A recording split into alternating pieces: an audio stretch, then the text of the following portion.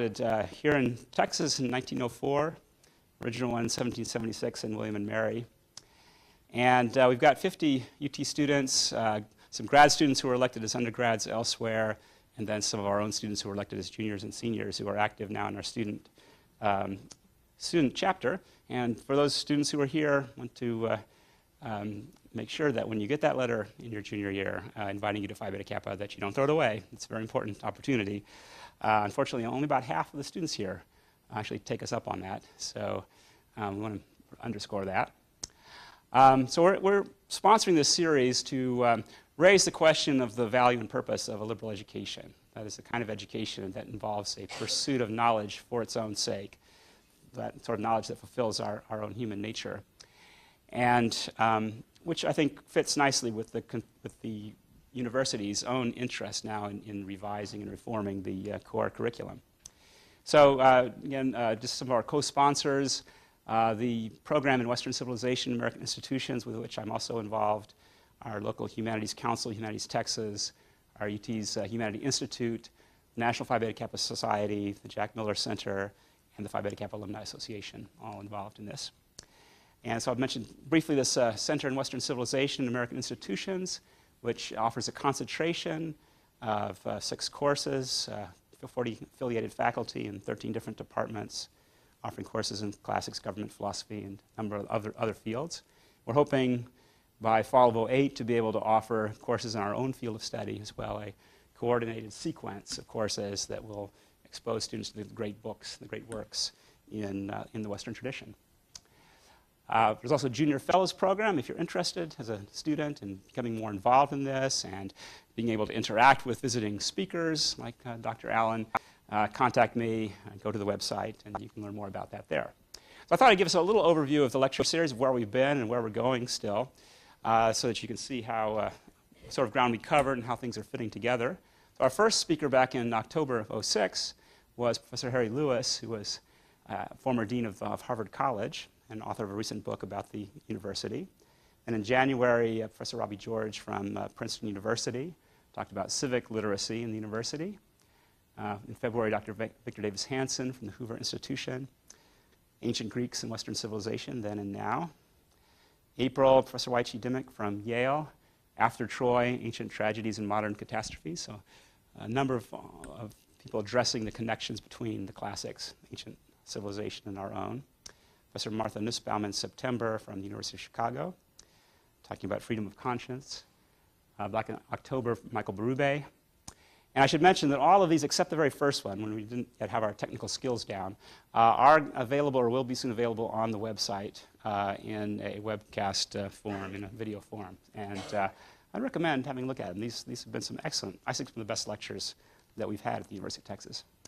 Tonight, Professor Danielle Allen from the just recently from the University of Chicago and now at the Institute of Advanced Study in Princeton. And I'll talk a little bit more about her in a minute. And then our last speaker in December, Robert London from the Hudson Institute. And he's going to be talking about I think actually I got the title wrong, it's the struggle for the curriculum or something like that. But I think it'll be a very interesting discussion as well. There's some yellow cards in the back. Ask you to fill those out if you're interested in learning more about, not just about this series, but other things that we might have in the works from the Western Civ program in particular. So, as I said, I wanted to run through this pretty quickly so we can get to the main event. And it's my real privilege to introduce to you Professor Danielle Allen, who has actually 2 PhDs, one from classics at Cambridge, one from government at Harvard. A couple of her books that are of interest here would be The World of Prometheus, Politics of Punishing in Democratic Athens, and then more recently, Talking to Strangers, Anxieties of Citizenship Since Brown versus the Board of Education. The second book in particular I think is a very interesting one. From my reading of it, an application of a kind of Aristotelian scheme of thought to modern race relations in American democracy. And also a MacArthur Fellow and formerly the Dean of the School of Humanities at the University of Chicago. This is her first visit to Austin, the University of Texas, so I definitely want to offer her a very enthusiastic welcome. So, Dr. Allen.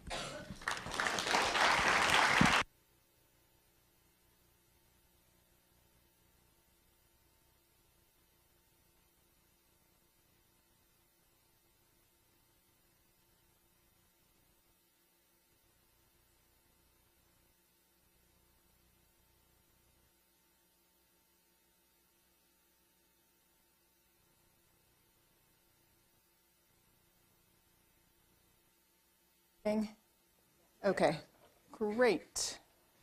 So now let me just, if you don't mind, I have to reattach this thing to myself. And I hope that this isn't being filmed. Might get me into trouble.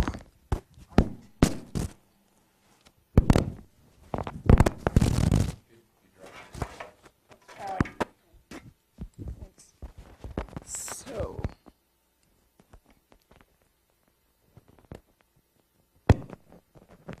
Let me at least turn this off while I'm doing this so you don't have to.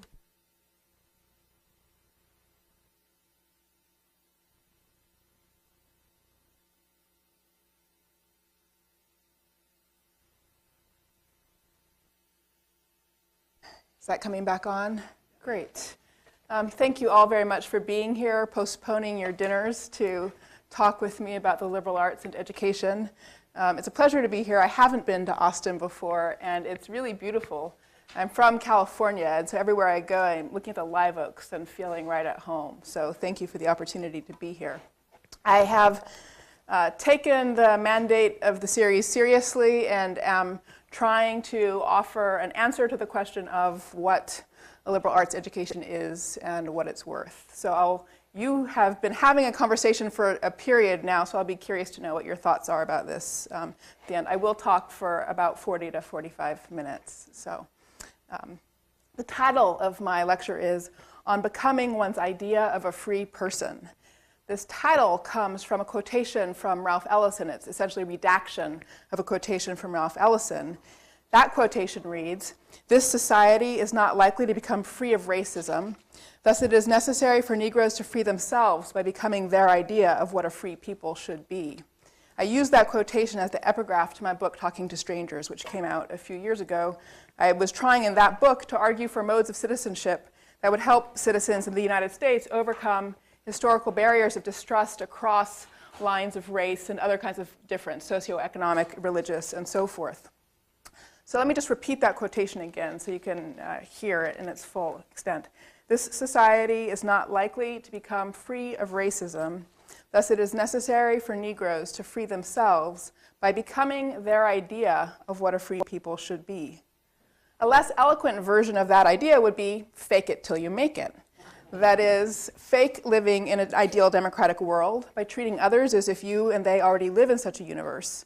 Over time, others will or will not begin to join you in shared democratic practices, but at least you will have lived free of the constraints of the partial or fallen state in which you and others actually find yourselves. This can require courage when, for instance, one speaks up as an equal and in a tone and spirit of equality in the company of those who do not consider you an equal. This can require generosity when, for instance, one treats with democratic openness and kindness those still unwilling to reciprocate. Now, the phrase, "fake it till you make it," is certainly more memorable than Ellison's lovely note to himself. The Ellison quotation came from his working notes to his never-finished second novel, published eventually as Juneteenth. But that little maxim, "fake it till you make it," obscures the core mechanism required for the personal and social transformation that it seeks. Fake what? Make what? The soundbite doesn't tell us what the "it" is that we're supposed to fake. The soundbite captures only the fact that actions repeated turn into habits. If I act courageous over and over, for instance, I will become a courageous person. But the soundbite hasn't told me that the "it" which I might fake might, for instance, be courage. I've supplied that. And how, if I don't yet have any courage, am I supposed to know what courage is in the first place in order to fake it? In contrast to the self-help mantra, Ellison's advice is clear on the "it" that one has to fake. So again, I'll just repeat him. "This society is not likely to become free of racism. Thus, it is necessary for Negroes to free themselves by becoming their idea of what a free people should be." I've simplified that quotation for my lecture title and said I'm just going to talk about becoming one's idea of being a free person. So here, the "it" to be faked is one's own idea about something. In Ellison's case, and in the case of this lecture, the specific "it" to be faked is one's idea of what it means to be free. Ellison specifies his advice as advice for Negroes, but contra Rousseau, none of us enters the world in a condition of freedom. While the levels of constraint we all face are certainly different, each of us has to free him or herself. I take it that we can therefore generalize Ellison's comment to read as follows. Neither this society nor any other is ever likely to become free of limiting circumstance. Thus, it is necessary for people to free themselves by becoming their idea of what a free people should be. Between each of us and freedom is something called one's own idea. Estimable guide that he is, as always, Ellison has pointed us toward a general connection between education and self-transformation, and to a more specific connection between education and freedom. We have to figure out what it means to have one's own idea. This is what brings us to the liberal arts. We use the phrase liberal arts often, but generally with little specificity. I think we commonly use it to gesture toward an education that involves books, and old books in particular. We long ago forgot what ars liberalis meant. In Roman law, the phrase identified intellectual professionals, such as lawyers, teachers, doctors, and architects, who received no wage payment for their work, but only an honorarium. The distinction was against physical or craft labor, with these latter types of work being taken to require little mental guidance, judgment, or decision-making by the practitioner. The phrase ars liberalis picked up the Greek idea that people who work with their hands are unfree. While this history is generally quite far from our minds in the US, the unusual educational formation of the liberal arts college, as distinct from the university, has installed an ongoing commitment to the idea of the liberal arts in this country's conversations about education. We constantly reaffirm a deep intuition that something connects reading books and being free, and therefore books and democracy. But what might that connection actually be? The goal of this lecture is to answer that question. So let me check out some facts about everybody who's gathered here this evening to talk about the liberal arts. So be honest, I'd like you to raise your hands. How many of you would say that you're skeptical about the value of a liberal arts education? That's what I expected. Okay. How many of you are skeptical about the practical value of the liberal arts? A few. All right, okay. But for the most part, then this is the choir. I'm having a conversation with the choir. Okay, so what should be our aspirations for such a conversation? I clearly don't have the job of persuading you of the value of a liberal arts education. So what should I be doing? Two tasks make sense in this context. I might try to help us refine our understanding of what a liberal arts education is and does, and why what it is and does are valuable. And I might try to help us all become more effective explicators of the value of this education to a skeptic. Let's start with the task of refining our understanding of what a liberal arts education is and does and why it's valuable. Remember, my object here is the connection between liberal arts and freedom, since freedom is the core idea in the very name for this education. The liberal arts are the arts of free people. Because this notion of freedom is my objective, I will be tossing out the window other arguments about the meaning and value of the liberal arts that you may have heard. For instance, that a successful liberal arts education involves defining and assigning canons, or preserving one civilization over against others. Each of these approaches to the liberal arts typically aims to bind a student to what has come before. A free person may choose to preserve what has come before, but that is a different matter from being bound to it in the first place by an educational regime. We can talk more if you'd like, if there's discussion about why neither canons nor civilizations is, in my view, the right term for analyzing the value of a liberal arts education.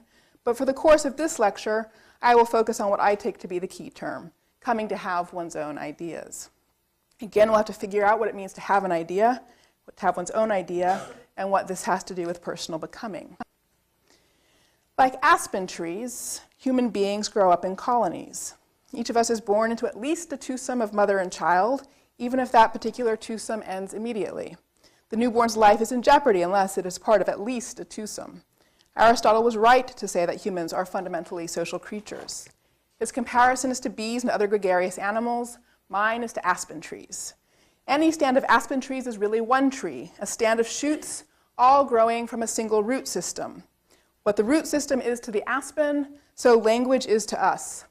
When a fire devastates a stand of aspens, the root survives, protected in the earth, and sends up new shoots thereafter. Individual trees live and die with a lifespan of 50 to 100 years, but any given aspen colony can live across millennia, with scientists estimating that some colonies, or clones as they're also called, have survived for as much as 10,000 years. The English language is now about 1,500 years old. Latin and Latinate languages are probably about 3,000 years old, and Chinese is at least 4,000 years old. So none of us is as old as an aspen tree. Each of us is born into a language community and begins first to navigate her world with the help of the conceptual tools provided by that language. When we are very young, we assimilate the ideas that are built into the language we learn to use. These ideas are quite comprehensive. For instance, children in the early 19th century learned to say that the United States of America are or were undertaking any given endeavor, whereas children in the early 21st century learned to say that the United States is doing X or Y. This is a shift of attention from the plurality of the states to the single federal union. Substantially different political views are entailed by each formulation. I could proliferate examples of the conceptual depth built into the basic elements of language, but for the time being, I'll spare you that and presume that the basic point is clear enough. Each of us is born into a language that incorporates a distinctive worldview or set of related worldviews. This is one important element of what it means to say that we are social creatures. George Orwell wrote a very famous essay, and I've given you a copy of it, called On Politics and the English Language. I've given it to you as a gift. I think lecturers should always have gifts, like when you go to a wedding and you get a little camera or something. So this essay is your gift for this lecture. I'm not going to talk about it that much, but you can take it later and read it if you feel like it. But in this essay, he makes a moving plea for a fight against bad English, a fight which he argues, if successful, would lead to clearer thinking and subsequently to political regeneration. In exhorting his audience to seriousness about decadent language, he warns against the thought that, quote, any struggle against the abuse of language is a sentimental archaism, like preferring candles to electric light or hansom cabs to aeroplanes. He explains that underneath this dangerous notion, the one I just quoted, lies the half-conscious belief that language is a natural growth and not an instrument which we shape for our own purposes. In assessing language as an intentionally shaped tool, not a natural growth, Orwell is half right and half wrong. Yes, each human user of language is not merely a carrier of a language inherited from the ether, but also a maker, whereas each individual aspen tree is a clone, a genetic identical to the other trees that share its root system. Human beings grow from a single root system into a great variety of individual types. Each human user of language has the capacity to change the architecture of the language into which he has been born, or the language within which he has chosen to live. This is one of the notable facts about human beings as language users.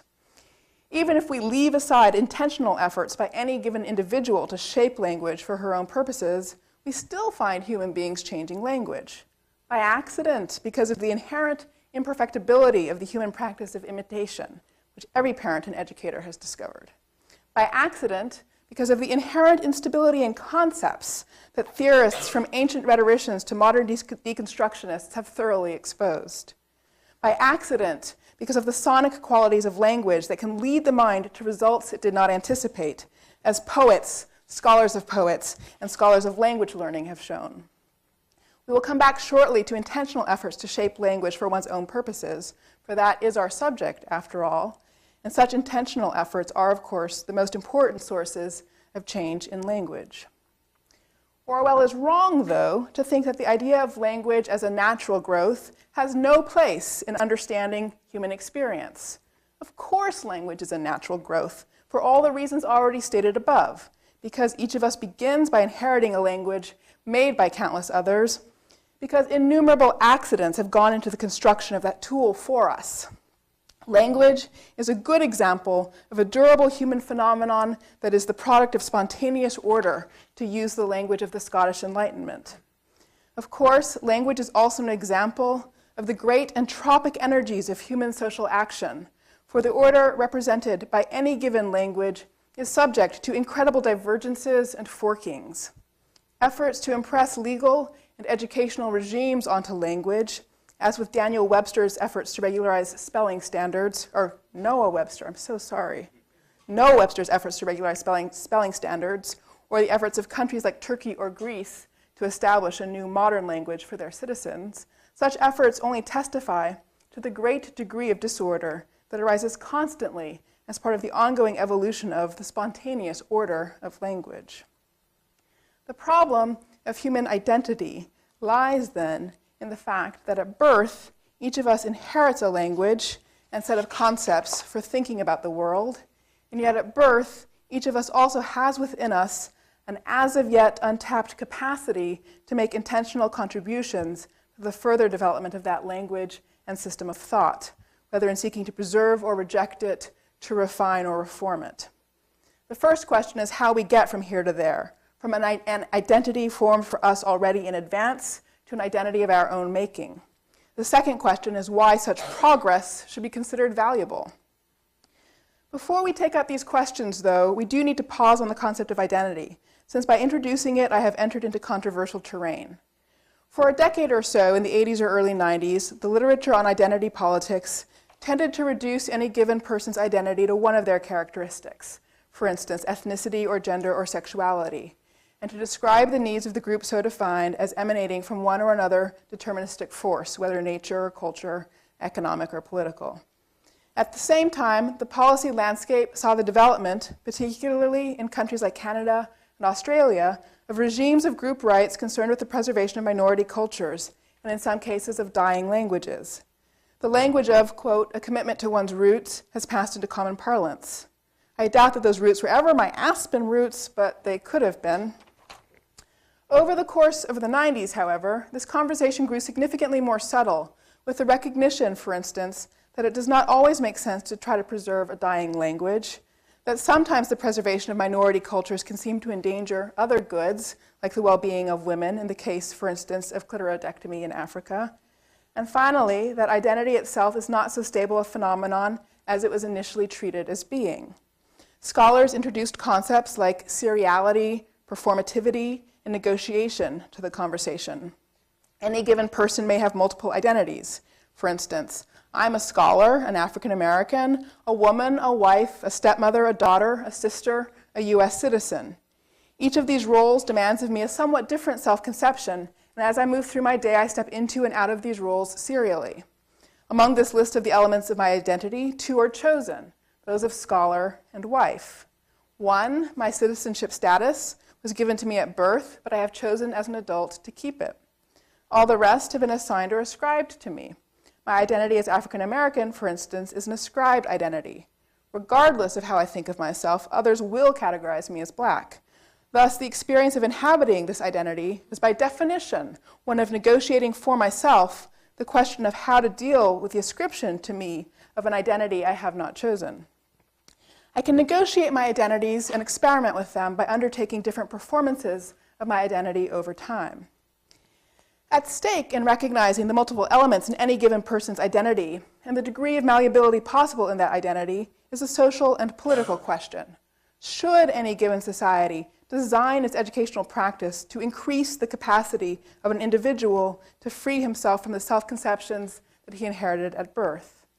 Or should societies instead develop educational systems to reinforce the self-conceptions that a young person is handed when he comes into the world?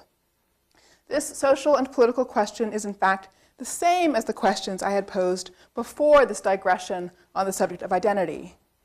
I had asked, how do we get from here to there, from an identity formed for us already in advance to an identity of our own making?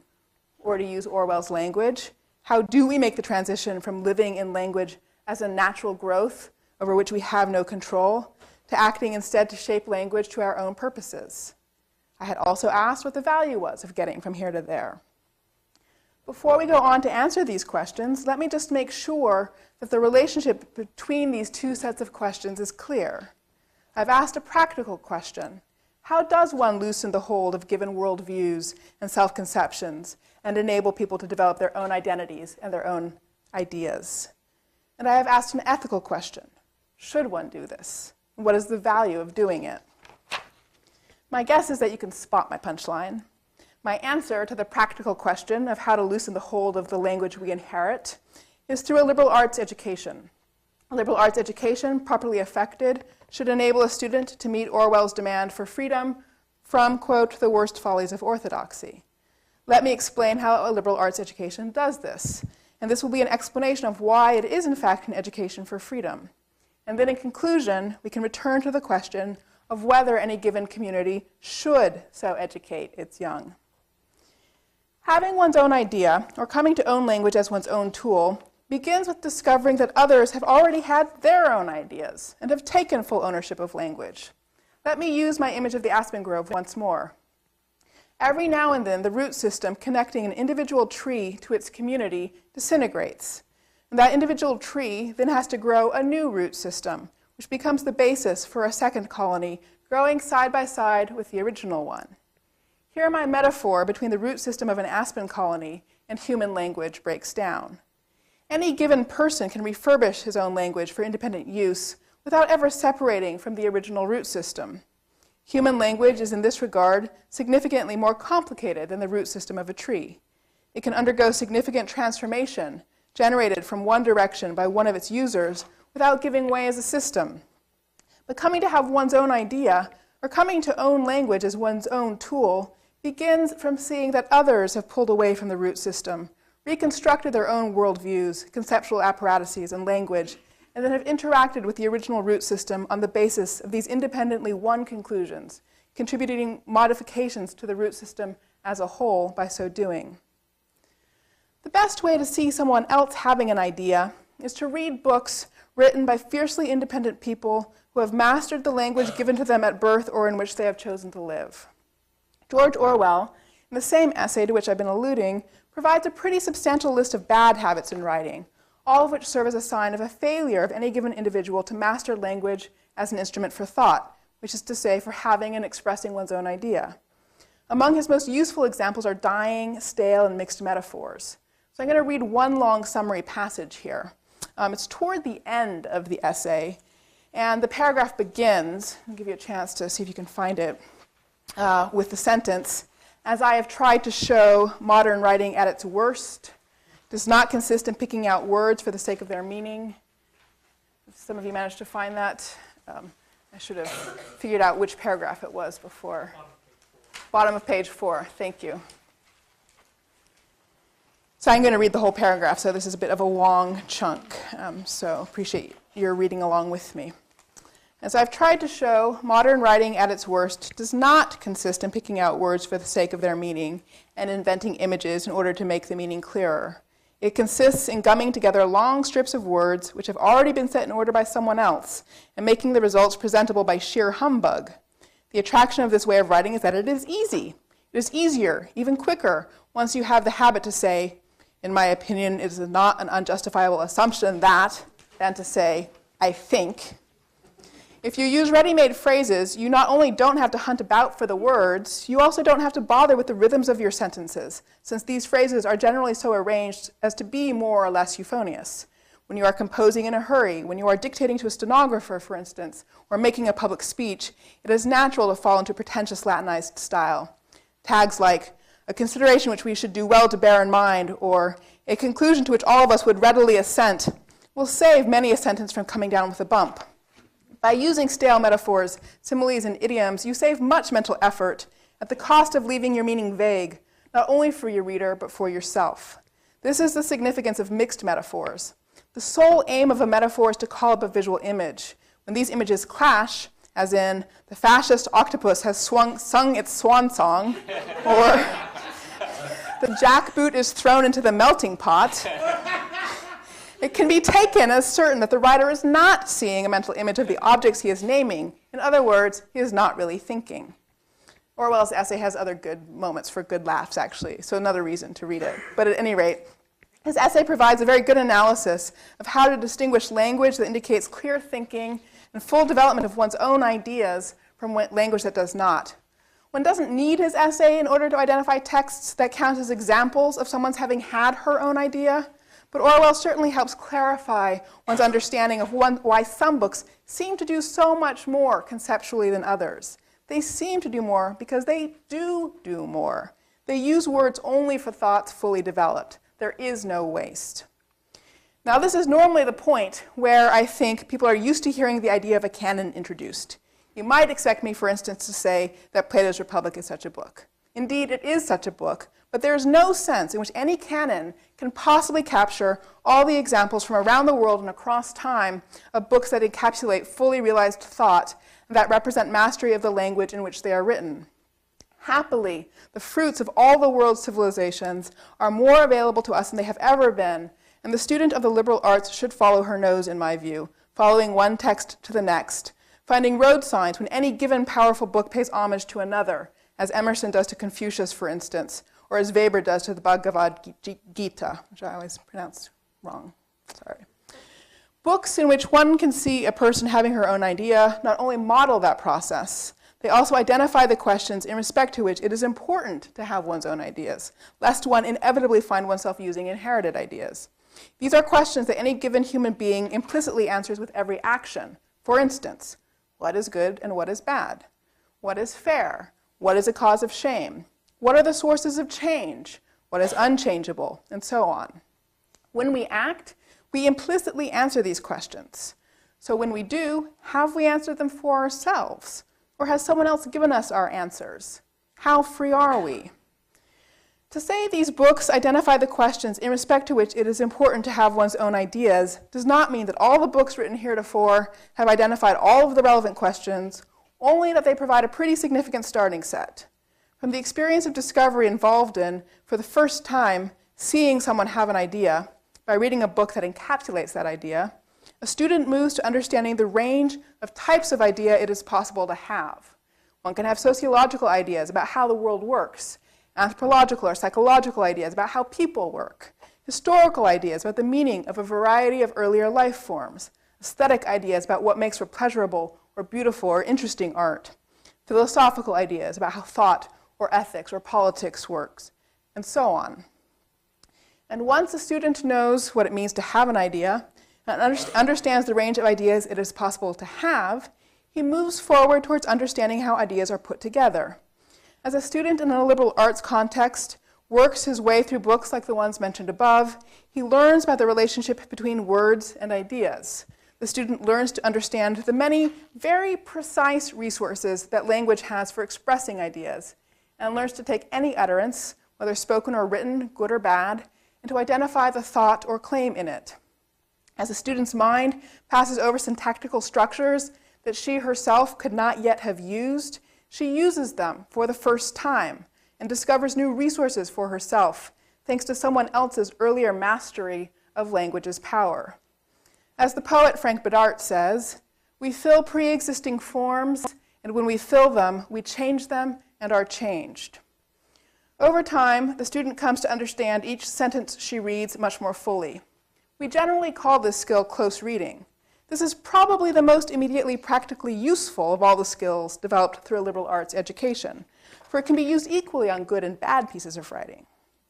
Close reading is equally close listening. For instance, in development of proficiency, increases the capacity of a student to avoid the kinds of misunderstanding that can lead to conflict, frustration, and disappointment. Moreover, this skill also counts as a capacity to understand rhetoric, to listen, for instance, to the speech of a politician, and to understand the worldview with its distinctive consequences implicit in the particular argument being made. Since a democracy depends on the ability of citizens to make sense of and to sort out the relative worth of the utterances of, it must be admitted, a dizzyingly bizarre array of politicians, one wants citizens to have this ability to understand what words mean in full. That was a comment about democracy generally, not just our democracy. Democracy's politicians are by definition dizzyingly bizarre. Finally, once a student knows how to recognize an idea, understands the range of possible ideas he might have, and learns precisely how language can give form to thought, a liberal arts student is equipped to succeed at his own writing projects. Presumably, he has been undertaking such projects all along. In so doing, he discovers where he does have his own ideas and where he needs to do more work, whether of reading or of considering.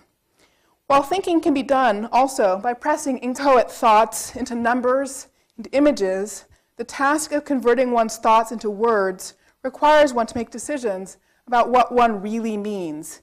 These are decisions about what one actually thinks. In clarifying what one means to say to another, one must at last confront and take responsibility for one's own ideas. One comes then to have one's own ideas through these four phases of a liberal arts education. Along the way, one masters language. Plenty of people have, of course, pulled off both things without going through a formal liberal arts education. But for those of us who are not self-starters like Frederick Douglass, such an education puts us through our paces to these specific ends. At its core, a liberal arts education offers each student an opportunity to disentangle herself from her roots, to answer for herself a range of questions pertaining to life, and then to choose for herself the particular contribution she wishes to make towards setting the direction for the ongoing evolution of the root system she shares with so many others. And again, by that root system, I mean the complex of language and thought that orders any given human society. A liberal arts education therefore offers students the opportunity to clean up and strengthen the language and thought system they had been using until they undertook their education without thinking.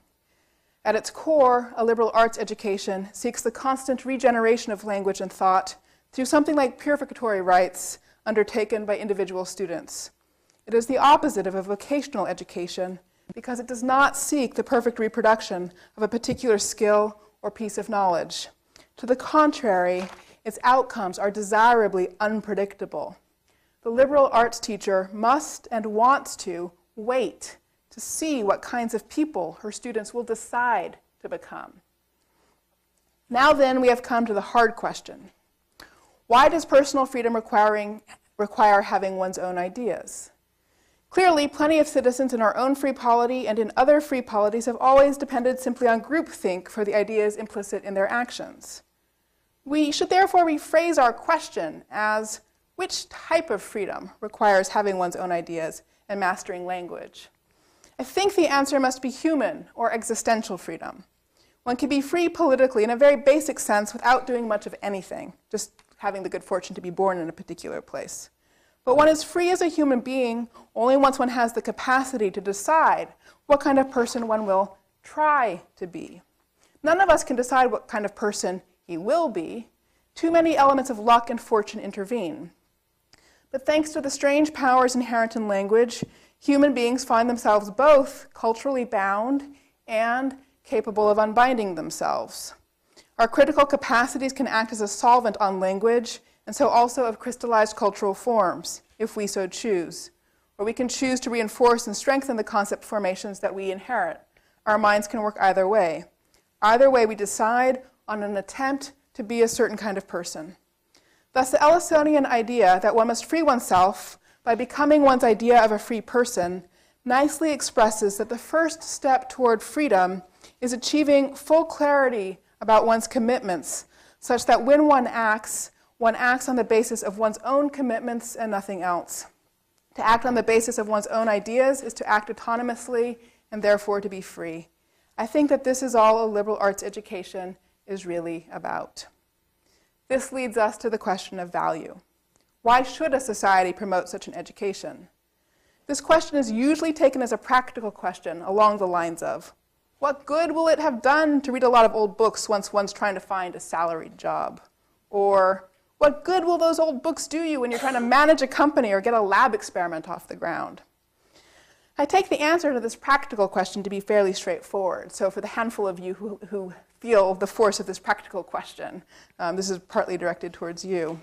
Ever since the invention of writing, and with increasing frequency and intensity with the invention of ever speedier modes of duplication, the basic instrument of human social organization has been the memo. The memo is also, of course, the memorandum, which is Latin for the thing that needs to be remembered. Those who write the best memos set policy for businesses, cultural organizations, and governments. In other words, they wield the instrument by which our world is organized. This organization is not merely bureaucratic. So I've given you another handout. This one's not really a gift. You can throw this one out if you want. This has on it memos written by Charles Prince to inform Citigroup employees of his decision to resign, and by Bob Rubin, the new chairman of the board of Citigroup. And they're both important memos because they, of course, have the important job of organizing a significant community in their work together. In Mr. Prince's memo, he signs off his memo with his nickname in a memo to thousands of employees, Chuck. This is a partially optimistic and partially, it has to be admitted, hypocritical affirmation of democratic and egalitarian values. So we learn something important about his approach to the world through that little fact.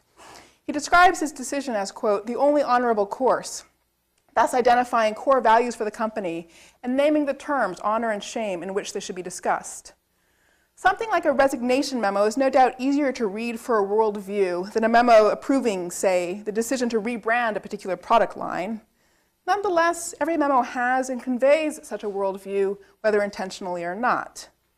So, to students or parents with concerns about the practicality of a liberal arts education, I say, fear not. You, if you're students, or your children, if you're the parents, will have learned to write more effective memos than people who don't have a liberal arts education. At least if your education has done its job. I'm not kidding. To me, the much more significant version, though, of the question about the value of a liberal arts education to a collectivity, as opposed to an individual, and about whether a society should support such an education, relates to the very work such an education does to loosen the hold of inherited opinion. A liberal arts education teaches students not to take their parents' beliefs for granted. This is simply a fact, and it was a source of anxiety as long ago as ancient Athens, where the comic playwright Aristophanes made constant jokes about how Socratic education results in parent abuse. In his plays, kids routinely decide that they don't have to take care of their parents in old age after all, counter to the standard morality of the city. And in other ways, too, he shows them generally disrespecting their elders. A variety of cultures presently choose against such an education, preferring to educate their children in a fashion that will reinforce cultural inheritance rather than loosening its grip. The Amish, for instance, establish their own schools, and Muslim madrasas are interested in such reinforcement. To embrace liberal arts education is to embrace cultural dynamism, and this, historically, is a highly unusual choice. While it is clear why an individual would pursue such an education, that is, for the sake of personal or human freedom, we still need to explain why an educational system based on the idea of a liberal arts education is choice-worthy for a whole society. Here, I think we can point to three ways in which a democracy, in particular, benefits from a strong engagement in liberal arts education. One benefit pertains to the capacities of leaders, one to the capacities of citizens, and one to cultural capacities broadly understood. Political, institutional, and social leaders are not always obliged to confront changing circumstances, but they often are, and currently they are probably more often than in the past obliged to deal with paralyzingly rapid rates of change. When circumstances change, a leader must decide how to think about them without a pre-existing playbook. A leader may ultimately use older ideas to explain what is important in new circumstances, but the leader must, one way or another, think himself to a conclusion about whether to do that or something else. In changing circumstances, a leader is forced to have her own thoughts. One hopes, therefore, for leaders equipped to think for themselves. While we citizens of democracies hope that leaders will think for themselves and do the work of having an idea about how to understand and respond to new circumstances, we don't simply take them at their word that their ideas are the right ones. Instead, we vet their ideas by forcing leaders to compete for votes under intense and strange conditions that require them to compress whole worldviews, hopefully earned and not merely inherited, into tight summary statements. The genre of the political speech is not too far away these days from the genre of the memo. And again, just do notice that in the memos about the Prince resignation, there are exhortations to both solidarity and principle. The relationship between them and political speeches is very close. In their tightest form, those political summary statements become what we call sound bites, and what Aristotle would have called maxims. We, the citizens, can judge between these summary statements and sound bites only if we are exceptionally good listeners. There is nothing wrong with sound bites in principle. They are and have been for thousands of years a basic tool of communication, public communication. But there are differences between good and bad sound bites, both in terms of how well they work and in terms of the qualities of the arguments they make. What does it take for a soundbite to work well? Think of a soundbite as a suitcase. You need to pack into it some core principles, as well as some instruction for your listener on how to apply those principles to real-world examples. But you're packing it all in something like your single carry-on bag. The good news about packing everything up so tightly is that your listener can easily pick up your soundbite and walk around with it for days, mulling it over. And if you've packed it well, it will unpack well. By this I mean that from just a few words uttered by you, your listener will be able to unfold the full extent of the principle and the arguments in support of it that are implied by it, as well as to understand the practical consequences of the principle. If this communicative transaction is going to work, you have to be a good packer, and your listener has to be a good unpacker. You have to be a writer with skills of close reading and writing. Your listener has to be someone with skills of close reading also. With such skills, citizens can understand the implications of political positions and to make real choices between them. Here's just one example. We hold these truths to be self-evident, that all men are created equal. If you want to chuck out sound bites, you've got to get rid of that. We could, of course, unpack it into a very long essay. The "we hold" indicates that a community can come together to define itself on the basis of ideas won for itself. Much could be said about the word truth. The claim to self-evidence means that the speakers think that the "we" in which they participate is, in theory, universally expandable. Anyone should be able to join with them in holding dear the principle of equality and in living with them by that principle. Created, of course, as everyone knows, pointed for these authors to a worldview and value system secured by a belief in a divine creator. I could go on. So much and so little. That's how one should learn to write and read with an education in the liberal arts. Finally, there are a set of cultural habits cultivated by a commitment to a liberal arts education. In the process of learning to have one's own ideas, a student develops skills at deliberation, negotiation, and compromise. At first, it's with himself and his natal community. For instance, his parents, perhaps his church, perhaps his early teachers. For his own ideas will be in relation to theirs, and he has to work through what to keep and what to reject. A student equally learns these skills of deliberation, negotiation, and compromise in thinking through which pieces of the answers she encounters in the variety of books she reads she will take on board, which she will reject, and where she will try to form an amalgam. Although these skills are developed all internally, in the toing and froing of her own inner voice, they can equally well be applied in the context of communal conversations. And so on the basis of widespread liberal arts education, a democracy should be able to develop a culture that knows how to bring compromise and negotiation to bear in the process of deliberation. For the nature of the education is to encourage students to ascertain where, in coming to their own ideas, they will also need to compromise or negotiate with the ideas of others.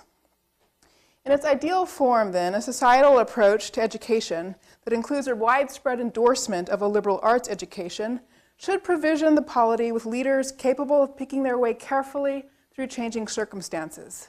Citizens who can make genuine choices about the directions in which they would like to go, and a culture that understands the necessity and modes of compromise and negotiation.